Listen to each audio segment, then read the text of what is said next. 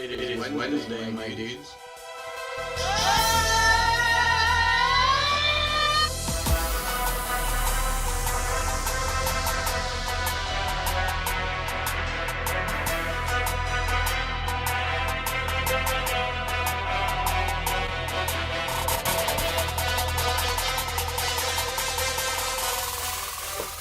Wednesday, my dudes.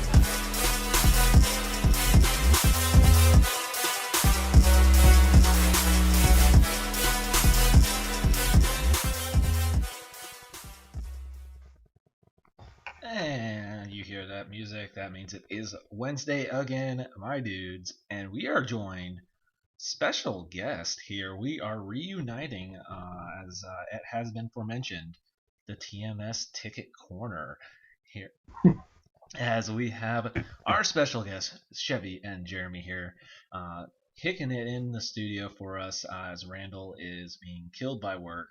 R.I.P. Maybe. We'll see if he survives. So we got some guys jumping in last minute, so definitely appreciate y'all jumping on. And I'll let you guys, we are free to plug what you want. So, Jeremy, you want to plug what you want to plug? Man, this is your window right now. You want to get that social, any special services? Right now's your time, man. Yeah. I'm excited to talk with you guys again. I always felt like we should have had a podcast while we were working, and we listened to yours, and I feel though our office, if we would have just set up the microphones in there, we would have been pretty close to the listenership at this point already. I was gonna say, I feel like we probably should have started it after we were all gone, just because that would have been the perfect opportunity to really spill this, the beans there on all the inner workings. And just the insane madness of NASCAR fans. Oh, NASCAR fans are the best and also the worst same time. So it's a nice dichotomy. But man, I'm glad to be here. I think we're all out of sports now. I don't think Chevy, you're not in sports, right? You're not working for the Lubbock Cotton Kings or anything, are you? Man, I wish I was working for the Lubbock Cotton Kings. They're not around anymore. Funny enough, though, our basketball coach, Coach Adams, he used to be the part owner of the Cotton Kings, which is kind of fun to tie that into our Lubbock minor league sports history, semi-pro sports. But I think the breaking news here is Lubbock, Texas, about to be the home of the Texas Tech Red Raider Division I hockey team. I think that's where we're going with this. That's breaking news. You heard it here first. The club hockey team that we have is about to become a D1 team. It seems like a big, ambitious step, but it's coming. They're going to get smoked by Bemidji State. I'm just calling it now. They only play outdoor in Lubbock, so. Oh, man. Is there any other Big 12 teams that have hockey? Not just club? No, I don't think so. Yeah. No, I was going to say I almost thought Colorado did, but no, they don't. There's teams in Colorado College, and Denver, but I don't think CU has them. And of course, they're in the Pac-12 now anyway, so it doesn't really matter. But I don't think any Big 12 teams did. Well, anything extra you want to plug? You're passing on that opportunity?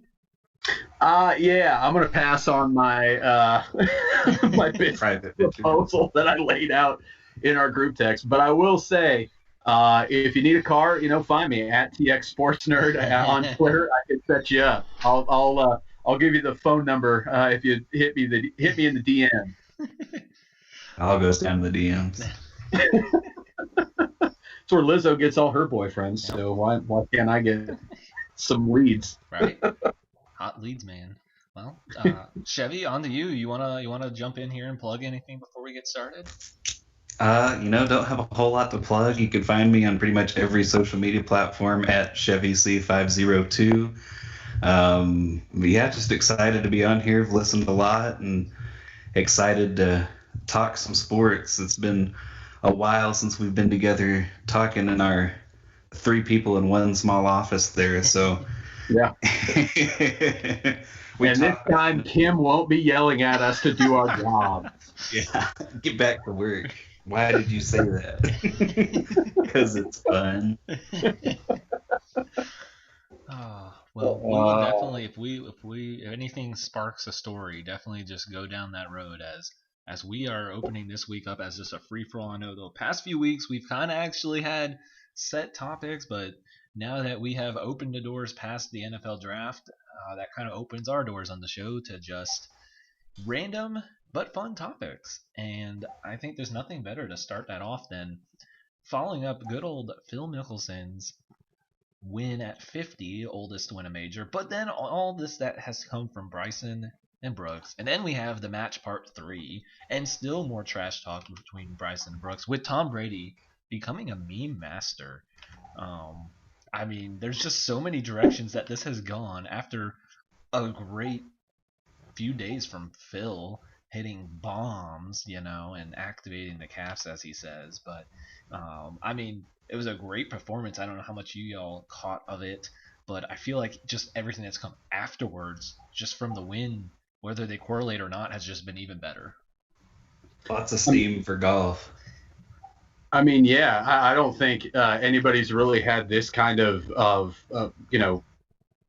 knowledge, not knowledge, but I guess engagement with golf probably since Tiger won the Masters, the last old man to win a major being Tiger at 44. First of all, let's just all agree that Phil has never looked better, right? Like that's the best shape that Phil Mickelson has been in his life. And then he comes out, and of course he's going up against Brooks Koepka, who's also in the best shape of his life all the time. But man, the whole time I'm watching it, I'm of course older than you guys. I'm just thinking, finally, something for the old guys besides Tom Brady. And then Tom gets involved in it later. But man, Phil, watching that final round, it was one of those things. I was never really a big Phil fan, but this weekend you couldn't help but root for him because of the history, I thought. Well, and you brought up Tiger Woods earlier too. I mean, he's had his accident here, so we've kind of had a downer for, one of the top people there with golf, and so to have Phil, come out on fire, kind of as you said, kind of for the olds there, bringing down the thunder on the golf course. So, that was cool, but bringing up the Brooks and Bryson stuff too. I mean, that kind of overshadowed the win there a little bit at the end, but you bring up the match 3. I mean, I get that's Phil's thing, but let's have Phil maybe commentate it. Let's put Brooks in, and then let's have that battle going on. I think that's something we'd all like to see a little more than having Phil out there. Have Brooks and Bryson, no clubs. They just fight each other on every hole. Was to say, could they just be the prelim for Mayweather, whatever Paul brother that's fighting upcoming? I'm in on that. I'm in on some undercard Brooks and Bryson. I mean, if you want two golfers to beef and actually maybe fight, these are the two. Oh, yeah. I did like, too, that Tom Brady starts tweeting about the match today because they announce who it is. And he starts tweeting about it's the old man against the young bucks. Yeah. Aaron Rodgers is like 4 years older than me, and no one is accusing me of being young. Tom Brady just needs to understand that he's a freak of nature, that usually people Aaron Rodgers' age are the old men. Yeah. I'm with you guys. I'd like to see Bryson and Brooks just fight as the undercard before a real fight. But I don't know. Is the match on pay-per-view again? Are we going to have to pay for that? No, it'll be on TNT. TNT. All right. So I And maybe we'll get another Charles Barkley, like, what was it? They had him like, if you par, we'll give money. We'll find a charity and give money if you par. And it was like, no. With Justin Thomas sitting there shot by shot telling him what to do. Goodness gracious. So what?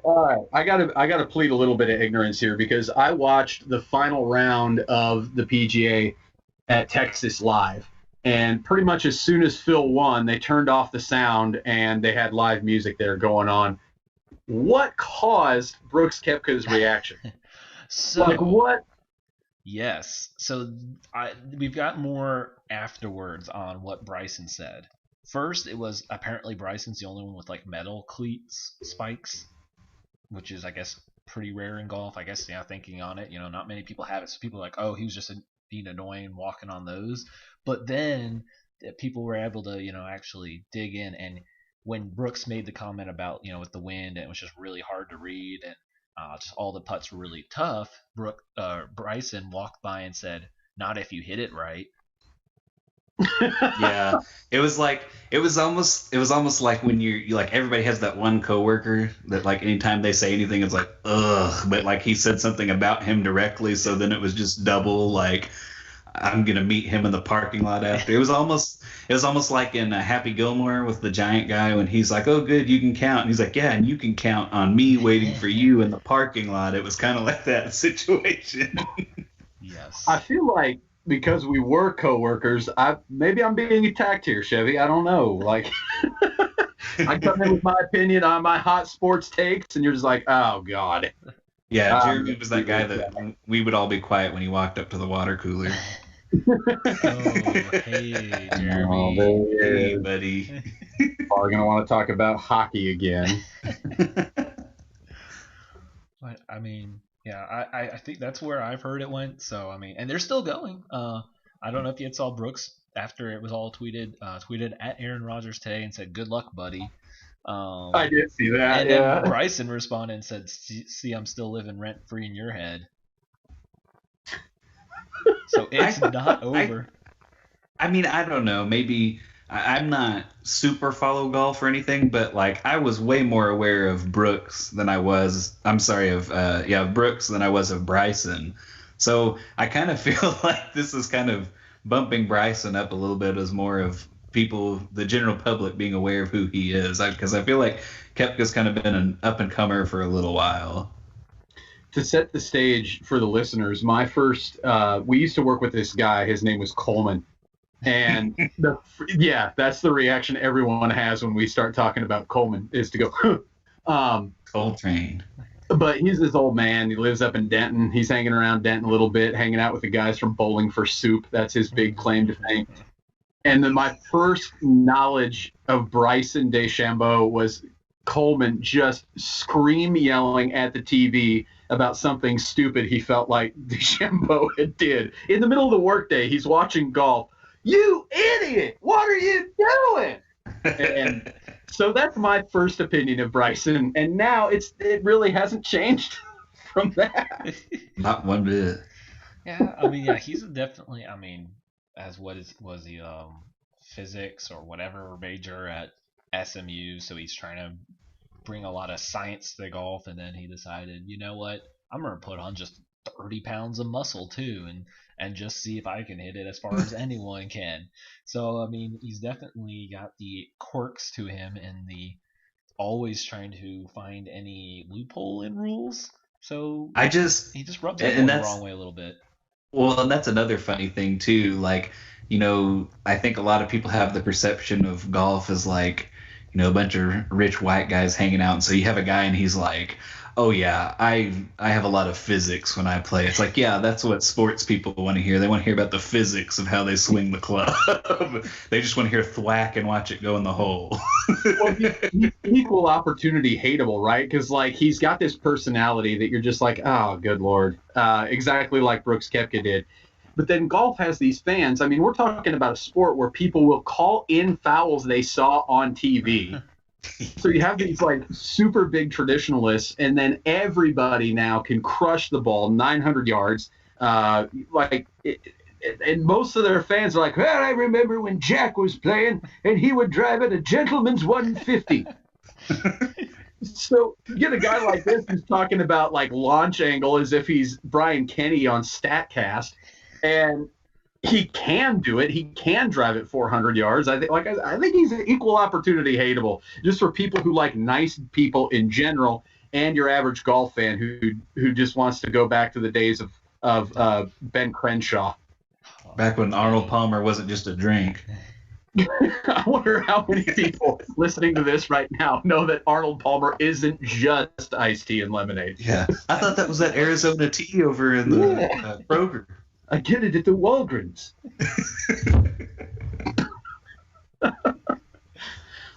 What else you got, Doc? Well, I was gonna say off of the DeChambeau. I know you obviously mentioned likable and not, but I feel like he borders on the Patrick Reed line of Patrick Reed has just flat out made himself unlikable. I don't know any actual Patrick Reed golf fans because I feel like has just alienated himself from actually wanting fans. He prefers that no one likes him and he just golfs. He doesn't even like any other golfers. He doesn't even want to practice with anyone else. But Bryson at least has a personality that people are like, yeah, this guy's just, sticking it to tradition, and at least he's a little more personable, and he's willing to, fight back with some people, jab on Twitter, have a little bit of interaction. Then you have the Patrick Reed line where you just don't like him because he's just unlikable. He doesn't do anything people likes, and it's just mean. I wanted to like Patrick Reed because he was a chubby guy doing good at sports, and then he started speaking, and yeah, I was way out on that deal. But I think you're right. Like with Bryson, at least he's annoying. He's not like completely hateable. And I think golf needs that probably because if you think about it, Tiger Woods is somewhat polarizing now. He wasn't when he started. Everyone liked him. That had the right view on history, I think, liked him. And then after his incident, people started feeling that. Well, has golf had a true villain? No. Like even if you're a fan of Tiger, you didn't hate Phil. No. Now I want to bring somebody into the conversation that should be a villain, and I feel like he is just loved, and that's John Daly. He is the epitome of the opposite of what pro golf is, and I think he gets a pass. I think everybody's like, oh, that's just John Daly. Look, if you're smoking a pack of Marlboros and wearing Zubaz while you're golfing, that's just blue collar America right there, boys. Yeah, it is. Yeah, I was gonna say that's what. Yeah, well, going off the Daily one, I texted a friend because obviously when you win a major, you get pretty much lifetime exemption back, and I was like, oh crap, John Daly's playing today. I saw on the first day he birdied the first hole and then went like plus 10 the rest of the day. Taking a drag off of his lung dart. Yeah, really, he was dragging himself on the 18. Forgot he had to play 18. Didn't remember what number it was. But like you mentioned, still got that mullet? I haven't seen him in a bit. I think it was. He had like a really long beard. I think that was what was catching his attention. It was just like a raggedy kind of homeless look. He almost looks like with the beard looks like Rex Ryan's brother. Yes. I can't think of his name. Rob Ryan. Yes, he did. Look He almost looks like him, but kind of with that mullety look. Yeah. He's like a melding of John Daly and the Walrus. He's like a Margaritaville Santa Claus. Like that's kind of what he looks like. God, he does look like Rob Ryan. I'm looking at pictures now. Well. I'm looking at a Golf Week article. It says John Daly's favorite things are causing his cancer: alcohol, period; beef, period. Well, boys, this might be my last last appearance if those things are killing me. I don't think you indulge like Mr. Daly. I don't think so. Yeah, but who's today? Yeah, I do want to. I know you when you brought up that it was a good point on villain. I mean, if people like you said they maybe disliked Phil, but I don't think there was like a villain hatred of him, and like that's especially like individual sport. I mean, having a villain. I mean, and I want to say he's like the difference of DeChambeau and Reed is just not even like I don't even want him to contend like dislike, and I just don't even want to see him. DeChambeau, it's like, well, he's entertaining. I don't want him to win, but man, you really when he's in that final pairing or close to that final pairing, like you're actually watching him because you're like, oh man, I just want him to miss here. I just want him to take a big drive and just hook it or shank it and just you get so into it because he is the villain, but is at least still entertaining to watch. You want to watch him lose. Reed, you don't even want him on the TV. You're just like, I'll come back later. Exactly. And I mean, especially like you had alluded to like the traditional golf. I mean, after the top guys, I mean, it was just that was it. You don't really think of many of them because they just didn't show the personalities. But when you have these battles and rivalries pop up, it just makes it a little extra like, ooh, are they going to get teed? What if they're tee times together? Maybe that extra subtle things they'll do on the course, or just where are they at the leaderboard? You're like, oh man, I want to see, maybe I want to see Bryson move up so he can get paired with Brooks on the last day or something. It just gives that extra element on what's going on. Spieth makes a run, anything like that. Just kind of Phil's just still hanging in there. It's just a lot more storylines can kind of come out of it, and just attention to the game. Yeah, I'm certainly more likely. I'll say this: I watch the 4 majors. I'll watch the tournaments that are around the DFW area, especially if I can go. I'll watch the other rounds that I don't go to. But I'll tell you this: I don't know what tournament's coming up next weekend or the weekend after that. But if there's a chance that those two are going to be paired together, I'm 100% more likely to tune in now than I ever was before. Yep. So I think golf needs stuff like this. Yeah, I definitely would agree there. So we can bounce it over. So let's go bounce it over to some NBA playoffs. Complete opposite kind of sport. But wanted to at least bring up in the early, first round here. Luka and the Mavs. I love watching Luka play, man. That's like when Dirk retired, it was like, you just loved him so much, and it was like, how are the Mavs going to go on? And I'm not saying, and those are big shoes to fill, pretty literally, but I mean, Luka's I think he's projecting like he's going to be step right in, and he's just going to come in and pick up where he left off. It's fun to watch Luka. I mean, every night it's almost like, what's he going to do tonight, with, crazy last second 3 where he's jumping off of 1 foot and almost falling. I mean, it's just some of the stuff he can do. You're just like, how's he able to do that? He's got a certain quality. Like it's almost frustrating. I'm not a Mavs fan. I'm a Bulls fan. So whenever we talk NBA playoffs, I haven't had anything to talk about since 1998. But watching the Mavericks, like, how did they fall into another generational Euro talent like that? I mean, it's wild. They won in 2011 with Dirk. They really didn't do anything again. They really always failed to put something around him. And then now you get Luka again. I think the big question going forward, obviously, I would have not believed if you told me at the beginning of the year they'd be up 2-0 on the Clippers in the first round. Mm-hmm. But are they going to be able to keep him long enough? Because it took them quite a while to figure out how to build a championship team around Dirk. And if we're honest, that's probably not even the best Mavericks team that Dirk played on, and they somehow won a championship. Are the Mavericks going to be able to actually put a team around Luka that can go to the championship? Because I don't think this year's the year, but that can win a championship before he decides to just scoot on to greener pastures. Does he have that Dirk loyalty that kept Dirk here just long enough to get him a ring? Well, and Hadaway Jr.'s doing so well, but I mean, I don't see the Mavericks really keeping him. It seems like that's kind of the deal with the Mavericks. I mean, when Dirk was kind of early in his career, Steve Nash was really picking up steam, and then he left, and then it was like, Jason Kidd. Yeah, Jason Kidd, that first round, they were picking up steam, and it was like, okay, and then he left. And it was like, it just seems like they get people that kind of start to, get that chemistry, play well together, and then they don't try to keep the other person. They just want to keep the one star. And it's like, they kind of need role players and those other people, and it's just like, it seems like they struggle to keep the band together. Well, as I say, I feel like it's been like the stretches too of, we're going to go get, I remember Darren Williams when he was leaving Utah. We're getting Darren Williams. And like you said, they let role players leave, and they weren't even close to getting him. It's like, we're going to strike big in free agent, and then nothing. And then, well, guess what? You just watched 2 role players walk away. So now you're trying to add those guys kind of back. That's what, interesting to see what they'll do with Hardaway, because, I mean, he's been a great role player. You probably can't pay him as a, like he was when he got to, the Knicks, he was being paid a little too much, but he's a great role player. But someone will probably go again. Hey, someone's going to go overpay for him again. I mean, can they really match, or will he actually just be in the market of a role player? Then you better keep him.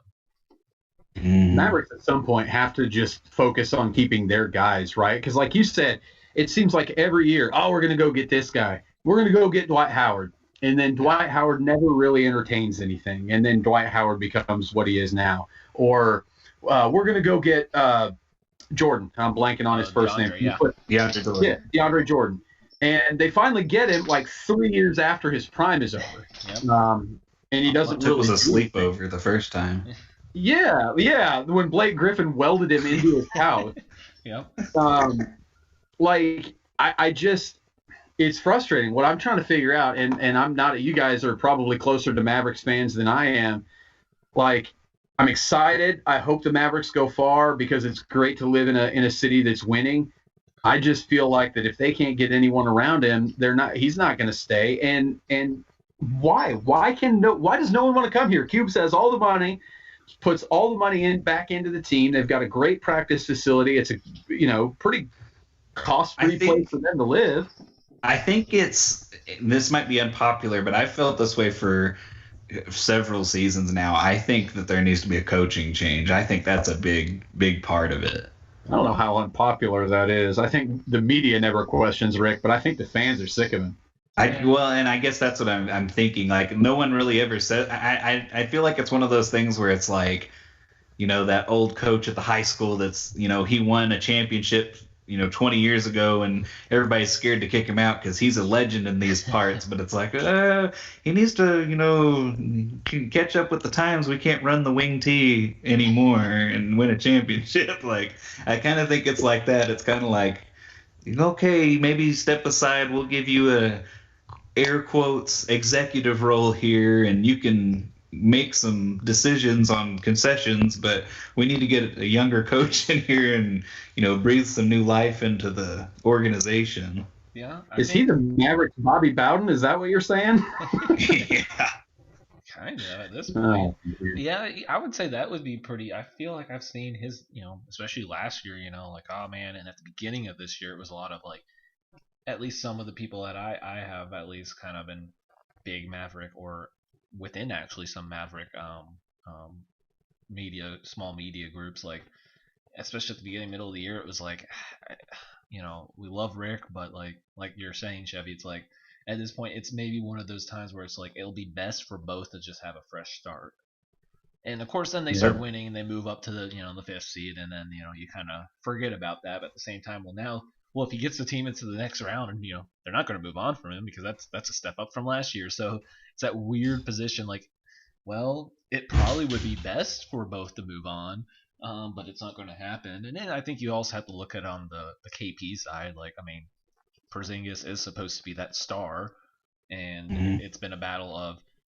I feel like from what I've heard is like how much of the load management is coming from the Mavericks and how much is coming from him and his brother. Which I think the brother relationship has been kind of tricky since his brother is, I believe, his agent and kind of trainer. Mm-hmm. So like now you're kind of adding that extra element of who's he really listening to more? Is he unhappy? It's kind of like the Kawhi and his uncle situation. It's like, yes, who's running the ship? Yeah, really. I mean, at that point, and like I feel like I've heard multiple months ago, and then now it's just gone. Was Kristaps didn't like any of the plans that the Mavs had for how he was playing or playing time and days off. He didn't agree with when they were giving it to him. And they, and then it painted him as like, oh, he's just me first and all he cares about is himself. But then now these past couple of months, he's like, oh, he's just a great team player again. So I don't really know. I feel like everything I've seen on him is like they hate him and then they love him again. So I don't really know. I feel like you got to figure him out. Is he actually going to be a long-term piece, or do you need to find that actual second guy to be with Luka and it's not KP? Well, and I thought that was going to be a cool pairing when they got him. I mean, he had the big injury, but I was like, he'll come back and maybe not be exactly the way he was, but he'll help. And it's just kind of felt like lukewarm the whole time. It's like just, okay, well, it's still the Luka show, and if Kristaps plays, that's okay, but, you're not really helping us either. Yeah, I mean, I realize it was a trade. This was particularly a trade, but it reminds me of a little bit like when they got Rondo. Of course, Rondo was just an absolute disaster for the Mavericks, but he never panned out. Like, everyone was excited to get Rondo. It never really worked. Kristaps has worked better than him, but not all that well. And to me, I guess I'd equate it to Chandler Parsons. Everyone was real excited to get Chandler Parsons, and he's gonna fill this role that we need filled, and we got everything we need now that we got him. And then he was injured like 80% of the time, and I feel like that's kind of the same thing that's going on with Porzingis. And the Knicks were happy to let him go. Somehow they're up in their second game at Fort Hawking. I don't know what's going on with them, but the Knicks are a disaster of a franchise, and they were happy to see the back of him. Yeah. Speaking of the Knicks, I just got to throw this in there. Julius Randle. I've never been happier for a guy that kind of got banished from a team like with the Lakers, and it kind of was like, oh, he's not one of LeBron's guys. He's not good enough to play with him. And then he kind of floundered a little bit with the Pelicans, but he's come back with the Knicks, and he's playing at a high level. He's got to give him props. He's doing super well right now. Is basketball not better when the New York area teams are good? Like, I feel like New York is still kind of the home base for basketball. Maybe that's just because they've got a Big East bias, but the NBA needs the Knicks to be good, and they've been trying desperately to make them so. And James Dolan has done everything to keep them from getting where the league wants them to be. No, definitely. I thought on that. I've got to reference another TMS coworker here, but former coworker Patrick Prendergast. Oh, brutal. Brutal. That was his ultimate description of the Dolan ownership. I thought every day for him he was going to come to work and have a heart attack because Dolan was his. Anytime you brought that up, it was like you insulted his mother. It was like, oh, don't bring him up to me. Oh, it's brutal. Oh, being a New York sports fan, it's the worst. It's the worst. Oh, can't handle it. Oh, I'm gonna go to old Chicago, drink a beer. Oh, it's family place. Oh. This is not having funny to listeners. This is stuff. You just got to know. Well, on that note, I think we're going to hit our commercial break, and then we're going to come back on the other side. And as we talk about the New York era of basketball, I want to go flip it to LA here when we get back from commercial. So stay tuned. Go get yourself some water. Take a little bathroom break real quick. Run, but we'll be right back.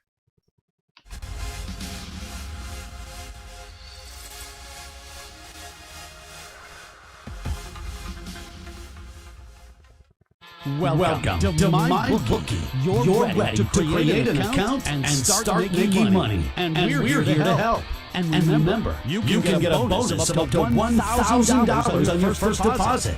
Now you're ready to bet. Just go to mybookie.ag. Visit the sportsbook. Click on your bet and input the amount you want to risk or win in the bet slip. Yes, it's that easy. Just remember, at MyBookie, you play, you win, you get paid.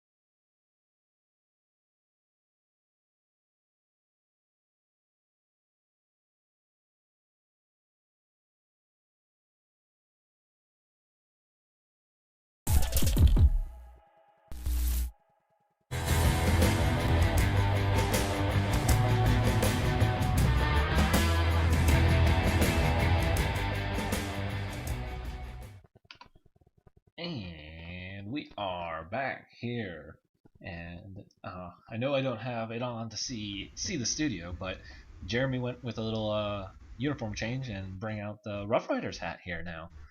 Pulling a little Gary Patterson to switch up the uniform to finish up the rest of the game? Yeah, unlike Gary Patterson, it's not because I sweat through it. I just realized that I had a better hat sitting there than the one I was wearing, which I bought for historical purposes of the Cleveland baseball team. I do want to make a quick shout out. I forgot to plug this earlier, but there's a company, a brewery in Kansas City called Boulevard, and they have made this year a beer called Tip Your Cap Baseball Beer. Celebrate the 100th anniversary of the Negro National League being founded in Kansas City. Oh, nice. And they've got the Negro Leagues Baseball Museum there. It's a fantastic museum. If you ever get a chance to go to Kansas City, you've got to go there. There's a jazz museum in there with it, so you get good music, baseball, all that kind of stuff. And if you happen across this beer at your local place, called Tip Your Cap Baseball Beer, $1 of every purchase goes towards supporting the Negro Leagues Baseball Museum. So not many people left alive who were in that league, so got to support them while we can, I suppose. Yeah, actually, that's good shout out as well. We have a show here on 12 Ounce Sports on Tuesday, The Burn with Mitch, and he actually had multiple guests. I believe he had one of the former. I can't remember. I'm going blank because it was a bit ago. But he had someone up there in the Negro League Museum join the show, did an interview. I think actually talked on one of his books, if I'm correct, or if that was one of the players he interviewed. But he had a couple guys from the league, and museum. So you'll have to dig through some archives. But he did a couple interviews with them, a couple different guys. So. It's both a tragic thing that they had to exist, but such a triumph of the spirit of those people that league carried on for as long as it did, produce some great athletes, and now thankfully we can look back on it fondly as big time innovators of the game of baseball. Yeah, definitely. Yeah, I definitely would I need to make a trip sometime to the museum. For sure. Yeah. Well, as I teased before the break. We mentioned the Knicks, but I want to flip to the other side in LA, and I'm not actually talking about the Lakers. I want to go to this whole Clipper side, as we mentioned the Mavs, and going up 2-0. As the Clippers and Pandemic P, Kawhi, and all the rest of the crew, they mortgaged everything, and I mean everything. They don't have a pick, I think they said, until 2027, if I'm right. They basically shipped off anyone and anything to get good old PG-13, Pandemic P, Paul George, whatever. And at this point, I don't know. I mean, I feel like I was a George fan until he went to LA, and he just kind of started to kind of get a little annoying on my nerves. And he gets pretty. I feel like it was him that got Doc Rivers fired, and if you know the background of that. Paul George was dating Doc Rivers' daughter, then cheated on her. So what a nice combo for that coaching and player, relationship. So if you feel like anyone was leaving and why Doc was fired, I feel like you can kind of point to that. And in the end, if they lose in the first round to the Mavs after this team's going to meet the Lakers in the conference finals, and they don't even get to the conference finals last year. Then they fall in the first round to the Mavs. I mean, I think Kawhi can technically opt out. Are you in danger of him just walking away from the team? And now you're stuck with nothing? Tyronn Lue is not a good coach. I'm just going to say it. He had no part, in my opinion, of the championship in Cleveland. Oh, absolutely not. That was LeBron coaching the team. He's the guy that Allen Iverson stepped over. Look, he is also the guy that led the Nebraska Cornhuskers to the 1996 NIT championship. So I need you to put a little bit of respect on his name. But no, you're right. Lou, I think that was a desperation hire. I think he was. He definitely rode the coattails of a LeBron-led team to a championship. He's the Red Auerbach he ate, right? He's not some kind of strategic genius.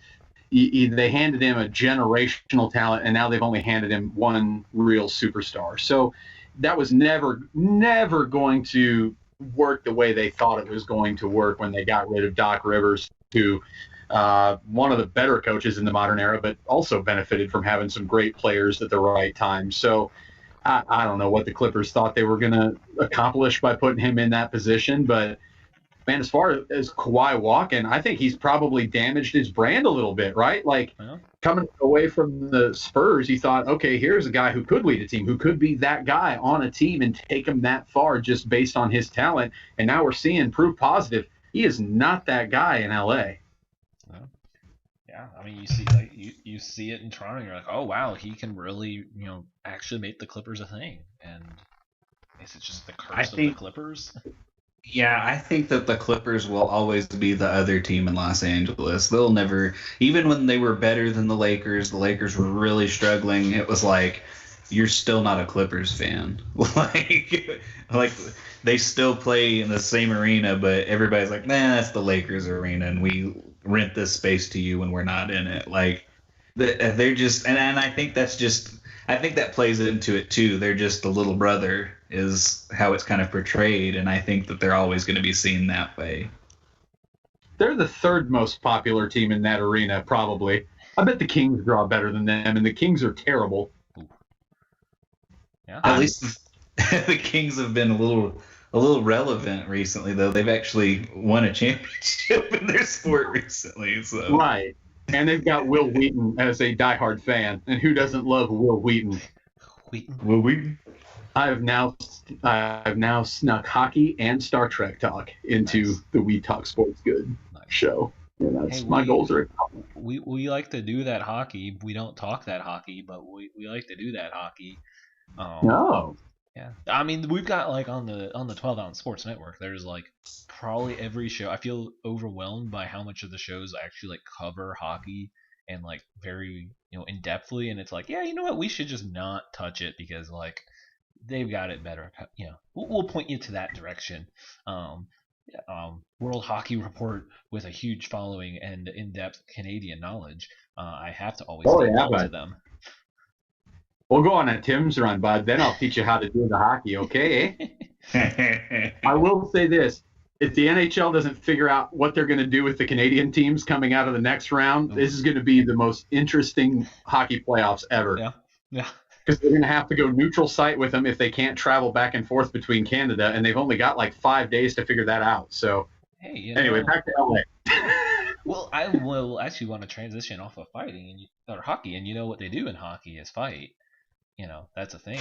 But now that has transitioned. I mean, it always has, but it has multiple now, I guess, more viral videos have transitioned into the MLB bleachers. I don't know if you saw a few weeks ago or a week or so ago, whatever, the Padres fan that just went straight for the Rockies, dude, and just one punch, just cold, knocked out. But we have a new one as the Dodgers are in Houston. Obviously, there's just a little bit of tension as this is the first time these fan bases have been able to interact. There's now a video of a Dodgers fan just absolutely pummeling an Astros fan. And this time, unlike the Padres one where like 10 guys come running in to jump and pull the Padres fan away and take him down, no one comes to the defense of this Astros fan. So after he's done, the Dodger fan just gets up and is just like, what? Who else wants some of this? And it's just kind of like, oh, okay, no one else is going to step in and defend this man's honor as we're just watching this Astros fan take a beating.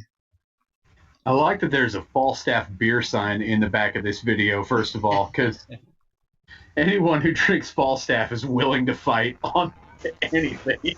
On site. I mean, to be fair, there was like one guy that was kind of trying to help him, but he was throwing those weak slaps at him. And then this other guy kind of jumps in at the end, and I don't know really what he's trying to accomplish, and maybe like push him a little bit. But like, come on, man. Am I the only one? Well, there's kind of there's two things though with Astros fans. You're showing up in an Astros jersey, whether it's home or away. You have two choices. You can be the guy that's like, yeah, we did that. We got caught. You can yell at me. It's okay. We deserve it. Or you can be like, You could be, no. We still won championships. We're still great, and get back in their face. It's like you're either getting in a fight or you're just gonna have to sit there and take it. Like those are your options. Like it's gonna escalate that way, or you're just gonna have to sit there and be like, I'm gonna have to start watching baseball on TV instead of coming to the games. I'm not an Astros fan, but I wore an Astros hat to their game on Sunday against the Rangers, just because I had one and I'd never wear it, so I wore it. And the first thing I did when Altuve came to bat was go, all right, where's the trash can? Got to help my team. I think that's a third option where you can just really lean into, like, we did it, and I don't care. Yeah. Like, I'm glad we did it. But as a not real Astros fan. Yeah. Just a full lean into it. Am I the only one of the three of us who's gotten into a fight at a sporting event? I hope I am. I believe so. Listen, I haven't been in one, but as somebody who is born and raised Lubbock, Texas, went to Texas Tech, you would not believe the amount of fights I've seen just because somebody was wearing the wrong color. Like it would be somebody who's like there because like they got tickets to go with their brother-in-law, and we happen to be playing TCU, and they wore a purple shirt, and they don't even know what a first down is, and they get beaten up because they're wearing purple and because they got snuck into the student section, and it's like that poor guy, like he didn't know. Have been started because someone prefers flour tortillas versus corn tortillas for throwing.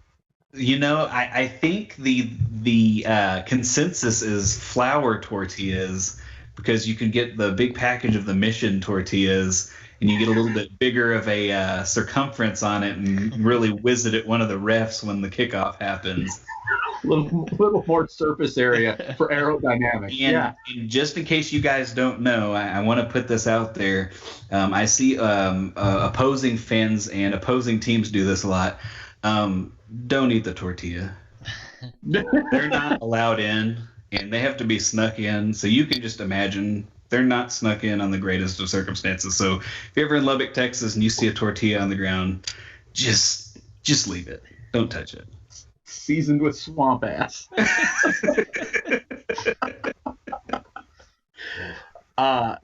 Speaking of college football and fights, that is my fight story. I went to a Michigan-Florida game at AT&T Stadium.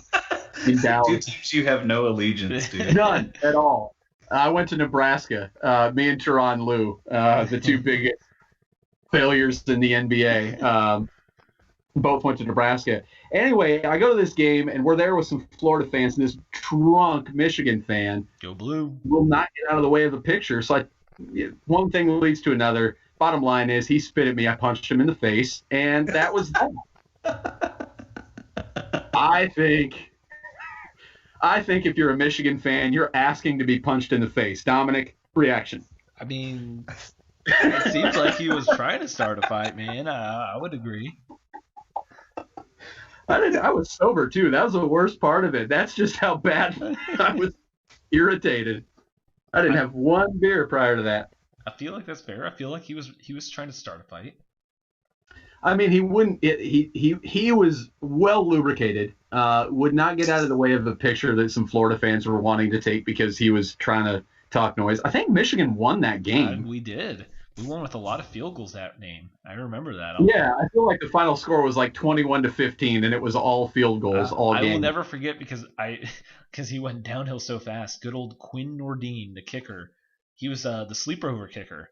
Harbaugh, and he hasn't been really good since. But that game, he was like 5 for 5 with like 3 50-yard field goals. I'll never forget it because I was like, oh man, this actually might have worked well for us. And then it was just like, yeah, he's not. He's just a very average college kicker that might make 70% of his field goals and miss some extra points. And that's why. And this guy must have knew that was coming. That's why he got so drunk and decided to start a fight with me and another large Florida Gator fan, and then he left. Yeah, this is his peak, man. This is peak excellence. Yeah, he knew that was as far as Michigan was going. Yep. They got to win over the vaunted SEC. And he just signed off and left. He's good. Yeah, no, that's fair enough. Well, I figure, I guess we're rolling here towards the end. Chevy, I know you wanted to give a good old shout out to Mr. Vinatieri, so. Yeah, we were talking about field goals, man. I mean, wrapping up a career of one of the best kickers of all time. I mean, he was one of those guys where it was like you knew he was going to retire soon, but he does, and you're like, oh, I didn't see that coming.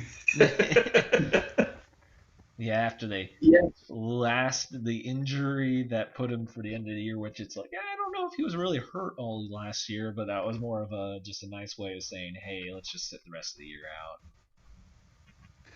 And I think a lot of people now really only see him as a Colts player, but he was good, with the Patriots, and I mean, had a very long career. And it's kind of funny too that, because growing up for me, it was always who's the better quarterback, Peyton Manning or Tom Brady, and it's like he was a Patriot and a Colt, and you kind of see him as a Colt, but it's just kind of funny to see somebody who kind of bridges the gap there between the two teams, but. He wasn't he the all-time scoring leader for the Colts? The all-time scoring leader in the NFL just because of all those field goals. It's crazy that you don't think about kickers being, scoring that many points because they only score 1 to 3 points, every time they're on the field. But, when you're playing the NFL for what feels like a million years, you're going to rack up some points over the series of your career. Yeah. I think former Steelers and Houston Texans kicker Chris Brown is still the all-time leading scorer at Nebraska. I'm fairly sure. Like he was there during the '95 season, though. That was his freshman year when they were beating everybody 62-24. But I know it wasn't Vinatieri. But every time I think of the Colts kicker, all I can think of is, we're down here in Hawaii having a beautiful day playing football, and you're asking me about our idiot kicker. Every Colts kicker from now on, whether he's the all-time leading scorer or not, is just an idiot kicker to me. Mike Vanderjagt, who he was all actually talking about. I swear I speak English fluently.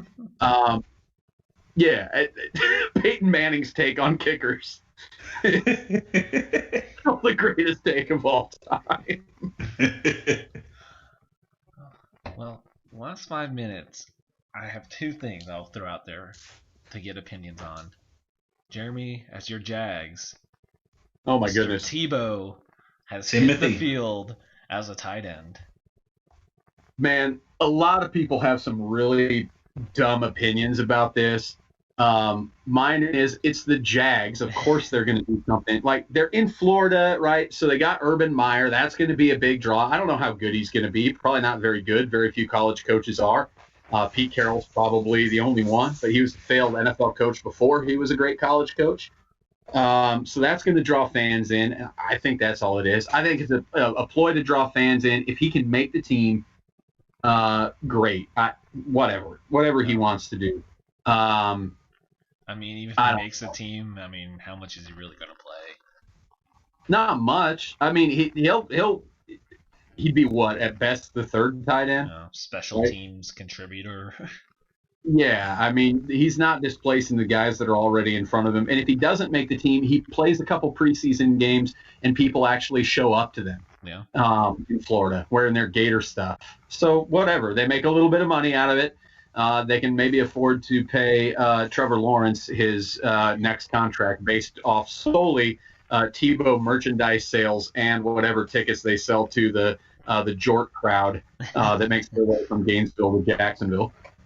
I also wonder, too, if Urban Meyer doesn't get him there and be like, hey, it's not going to work out as a tight end, but have you ever thought about coaching? Like, I almost am like, maybe he's trying to get him to be like, hey, how about you quit playing? It hadn't really worked out. Let's move into coaching because, you're still going to see him on the sideline and sell those Florida fan tickets if he's on the sideline. So it's almost like, is he trying to get him a taste of coaching and be like, you know what, this isn't half bad?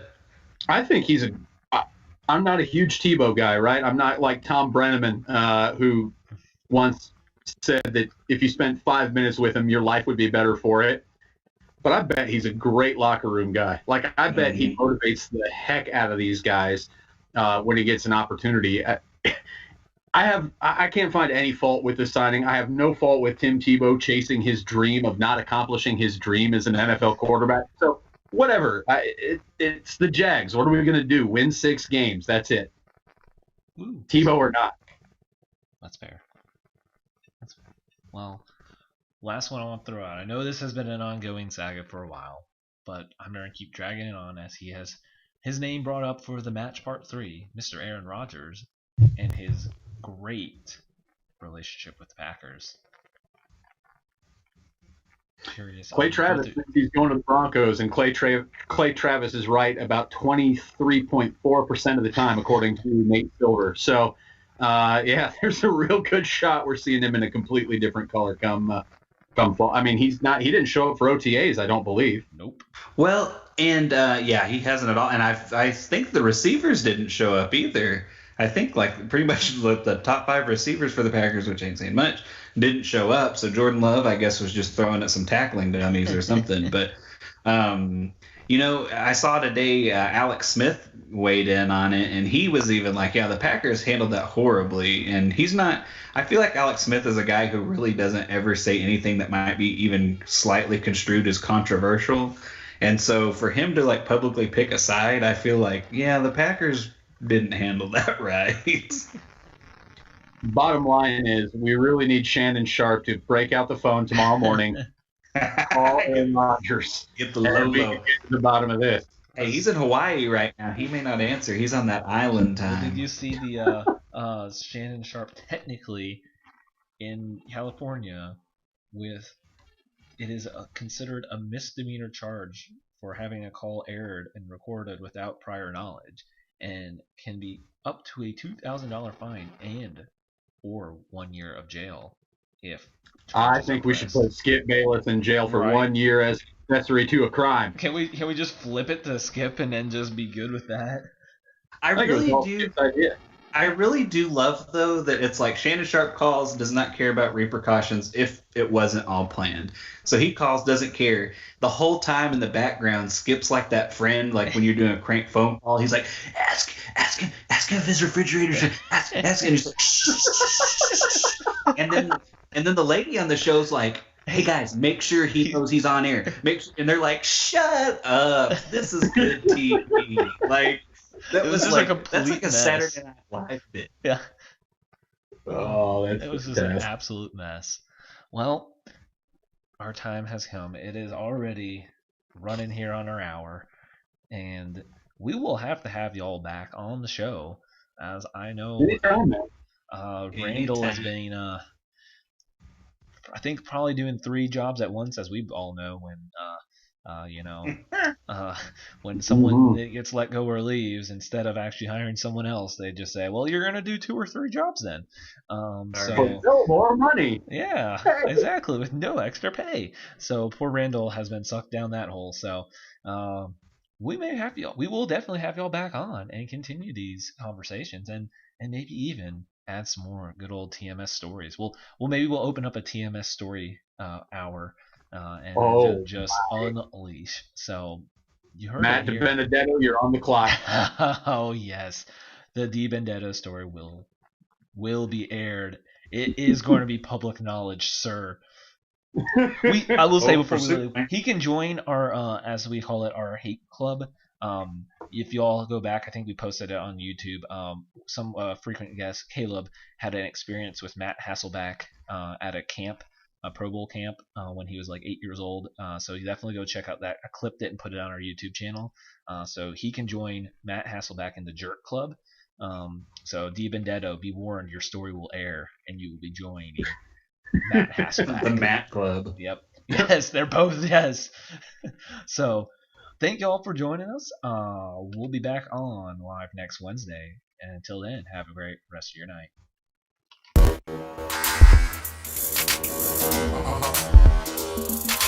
Uh-huh.